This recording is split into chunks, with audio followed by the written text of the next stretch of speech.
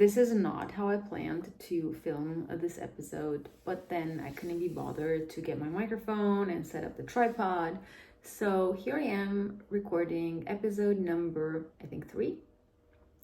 And today I want to talk about a fake dream that I was following for 10 years and why I did not manifest it. So after doing my master's degree in France, that was 2012, I realized I really want to live in Europe. But to live in Europe as a non-European, I had to, find a job, get someone to hire me, have a contract, get a residency and all that. And you probably know that it's not that easy. So I had to go back to my own country. And from that moment on, I thought to myself, okay, I'm going to try everything to go back to Europe. And I wanted to go to Italy specifically. I had this obsession with Italy, and I would take every chance to go there on vacation. I just loved it. I still do, but I'm not obsessed anymore. So from about 2013, that's when I started working, up to 2020, end of 2020. So that's like 7 years. Okay, not 10. I'm exaggerating a little bit there. So for about 7 years, I literally tried everything I could to get a job in Italy. And I thought that, working in Milan is going to be so cool. I could, because I used to work in fashion back at home. And so I thought that, if I could work in a place like Dolce & Gabbana or Armani or Fendi, I was into all of these brands, and I thought that it would be really cool. And that's the only way I thought is possible. And so literally, I'm telling you, I tried everything. I would come back home in the evenings and send out 10 to 15 job applications. And nothing came out of that. I would use my network. I would go on LinkedIn. I tried everything. And it just didn't work. Because that was not what my true purpose in life was. That was not what I was meant to do. I was playing so small. But I know that now, because now when I look back on my journey, I realize that, of course, that was not meant for me. In 2020, I actually did manifest my dream of living in Europe, because that I was sure of. Like I felt drawn to Europe. I knew, I don't know, maybe in a past life I lived here. And so I always loved being in Europe. And so in 2020, somehow we sent out an application to Portugal, because Portugal has a startup visa program. And so we sent out our application because we had a startup idea at that point. And somehow we ended up getting in, and we ended up being invited to come to Portugal to launch a company here. Now, when I say somehow, I know how it happened, because in 2020, the beginning, right before the pandemic, me and my husband, we both started healing. We started working on our subconscious mind. We started intentionally programming our reality, intentionally manifesting. And literally in 6 months, we got an official invitation to move to Portugal. I wish I started earlier, but I guess that was the perfect time. And so after we moved to Portugal, and it's been 3 years. April 16th is going to be 3 years since we landed in Portugal. And so after all the transformations, after we actually ended up launching our soul business, Fluvely, the app, and after everything that we've been doing on our inner journey with our message to the world, my husband writing 2 books, me launching these programs, us launching our business together, and everything else in between, I know for sure, like I get it. Like this is what I'm meant to do, because I feel it in my soul. It's not a logical decision. Never in 1,000 years could I have thought that this is what I'm going to be doing. And so my mind back then thought that, you know, the most realistic thing would be to get a job in one of the fashion companies. I'm so glad that did not happen. Because right now I know what it feels like doing what you are truly passionate about, what you really love, and what really brings you that fulfillment.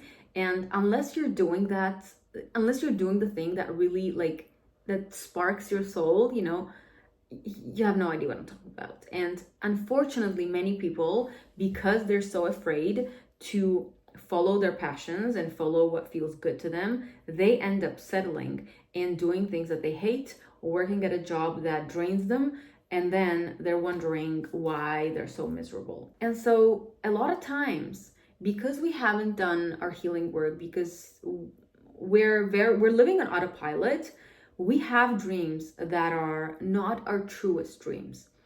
And I actually have an entire module in my program about like fake dreams and true dreams and how you can distinguish between these two.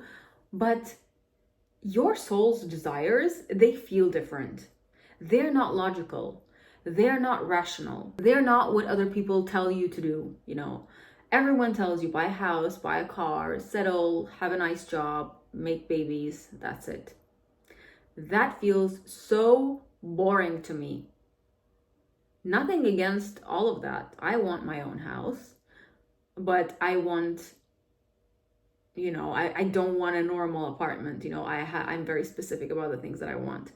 I don't care about cars. I don't want to have just a regular job. I mean, it could be the best job in fashion, working for this high-end designer brand. Having your own business, doing what you love, and knowing that what you do actually helps the entire collective, the entire world evolve, because that's what we're here for. The point of life is to evolve, to grow. And so if what I'm doing is helping the collective evolve and grow, what's better than that? And, you know, I love doing it. I love receiving messages from people telling me that my content is so useful, is so powerful, that my meditations are helping them feel better, that my programs are changing their lives. I love knowing that. It feels good to me. And no 9-to-5 job will ever come close to this feeling. I know it. And you cannot convince me that your job, you working for someone else, you helping someone else achieve their dreams, gives you that sense of fulfillment. It is just impossible. And while a lot of people say that, you know, but all of us cannot be entrepreneurs, maybe we all can, theoretically. But because most people, they don't understand, they don't want to listen to their soul, because a lot of people, most people, have been conditioned by society, by their parents, by the education system to fit in, to play small, to settle, to live in fear. There's no way all of us are going to be entrepreneurs. And it's not because we're not capable of being entrepreneurs. I honestly believe that every single person is capable. There is no such thing as being entrepreneurial and not being entrepreneurial. It's either you do what you love and then you figure out a way to, you know, make your art, make money from your art, from your passions, from whatever. Because I think even what I'm doing is some kind of art. I don't think of it as a job. I don't think of it as work. It is what, I don't know, it feels like art. And so if all of us would wake up and realize that when we don't feel our soul, we end up following fake dreams and goals. And what happens is when we reach that goal, if we reach that goal, we're not happy. It doesn't fulfill us because it was not what we wanted, what we really wanted to do. It was just something that we thought we needed to want. We had to want. And so think about it, the things that you really want in your life. Are those really your real, true dreams? Or is it because society has told you that, you know, this is what you should want? And just remember that your passions, your art, your work, your business is always going to evolve. And what feels good right now might not be what is going to feel good in 2 years, 3 years. And it's okay. That's the point of it. You evolve as well as what you do. But it's important that in this moment, you choose what feels good to you, not what you have to do. And honestly, I don't believe in this whole, but I have to pay my bills, blah, blah, blah, and all that stuff. There is always a way, always a way. It's just about how you look at it. If you want to find problems, you're going to find problems. If you want to find challenges, you're going to find challenges. If you want to find obstacles, you're going to find obstacles. But if you want to make it happen, if you want to see opportunities, you're going to find opportunities. You're going to make it happen.